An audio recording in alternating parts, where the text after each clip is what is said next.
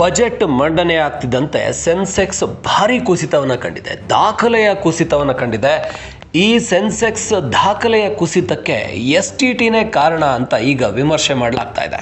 STT ಯಾಕೆ ಕಾರಣ ಏನು ಅಂತ ನೋಡಿದ್ರೆ, ಇವತ್ತು ಬಜೆಟ್ ಅನ್ನ ಬಂಪರ್ ಆಗಿ ಮಂಡಿಸಿದ್ದಾರೆ ನಿರ್ಮಲಾ ಸೀತಾರಾಮನ್. ಬಂಪರ್ ಅಂತ ಯಾಕೆ ಹೇಳ್ತಾ ಇದೀವಿ ಅಂದ್ರೆ, ಸೈಲೆಂಟ್ ಆಗಿ ಸರ್ಕಾರ ಒಂದಷ್ಟು ಟ್ಯಾಕ್ಸ್ ಗಳ ದರವನ್ನ ಏರಿಕೆ ಮಾಡಿ ಲಾಭವನ್ನ ಗಿಟ್ಟಿಸೋದಕ್ಕೆ ಪ್ಲಾನ್ ಹಾಕಿದೆ. ಇದು ಶೇರ್ ಅಲ್ಲಿ ಏನು ವ್ಯಾಪಾರ ನಡೆಯುತ್ತೆ, ಷೇರು ವಹಿವಾಟು ಏನು ನಡೆಯುತ್ತೆ, ಅಲ್ಲಿ ತೆರಿಗೆಯನ್ನು ವಿಧಿಸುವಂಥದ್ದು, ಅದನ್ನು ಸಹಜವಾಗಿಯೇ ಕೇಂದ್ರ ಸರ್ಕಾರ ಏರಿಕೆ ಮಾಡಿರುವಂಥದ್ದು.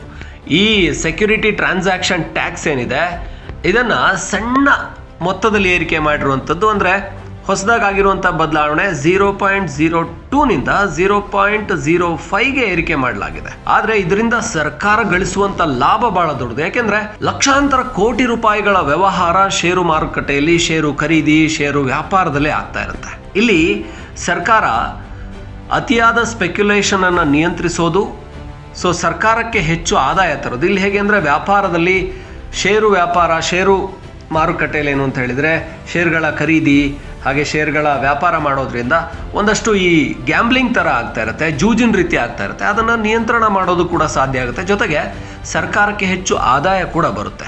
ಹಾಗಾಗಿ ಮಾರುಕಟ್ಟೆಯನ್ನು ಹೆಚ್ಚು ಸ್ಥಿರಗೊಳಿಸೋದಕ್ಕೆ, ದೀರ್ಘಕಾಲದ ಹೂಡಿಕೆಯನ್ನು ಪ್ರೋತ್ಸಾಹಿಸೋದಕ್ಕೋಸ್ಕರ ಸರ್ಕಾರ ಈಗ STTಯನ್ನು ಹೆಚ್ಚಳ ಮಾಡಿರುವಂಥದ್ದು.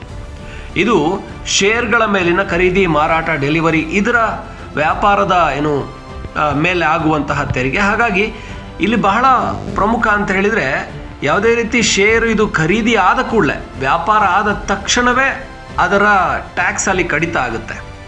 ಅದು ವ್ಯಾಪಾರದಿಂದ ಲಾಭ ಆದರೆ ಹೆಚ್ಚಿನ ತೆರಿಗೆ ಅಥವಾ ನಷ್ಟ ಆದರೆ ತೆರಿಗೆ, ಈ ಥರ ಅಲ್ಲ. ಇದು ವ್ಯಾಪಾರ ಆದ ಕೂಡಲೇ ಅದಕ್ಕೆ ತೆರಿಗೆಯನ್ನು ವಿಧಿಸಲಾಗುತ್ತೆ. ಈ ಸೆಕ್ಯೂರಿಟಿ ಟ್ರಾನ್ಸಾಕ್ಷನ್ ಟ್ಯಾಕ್ಸ್ ಇದು ಬಹಳ ಜನಸಾಮಾನ್ಯರಿಗೆ ಇದು ಸ್ವಲ್ಪ ಕಡಿಮೆ ಈ ವಿಷಯ ಅರ್ಥ ಆಗೋದು. ಆದರೆ ಈ ಷೇರು ಮಾರುಕಟ್ಟೆ, ಈ ಷೇರುಗಳ ಖರೀದಿ, ವ್ಯಾಪಾರ, ಷೇರುಗಳ ಮಾರಾಟ ಮಾಡುವಂಥವ್ರು, ಇವ್ರಿಗೆ ಗೊತ್ತಿರುತ್ತೆ. ಆದರೆ ಇದು ಸರ್ಕಾರದ ಮಟ್ಟದಲ್ಲಿ ಇದು ಸಾವಿರ ಕೋಟಿ ಆದಾಯವನ್ನು ತರುವಂತಹ ಒಂದು ಹೊಸ ಘೋಷಣೆ ಅಂತ ಹೇಳ್ಬೋದು.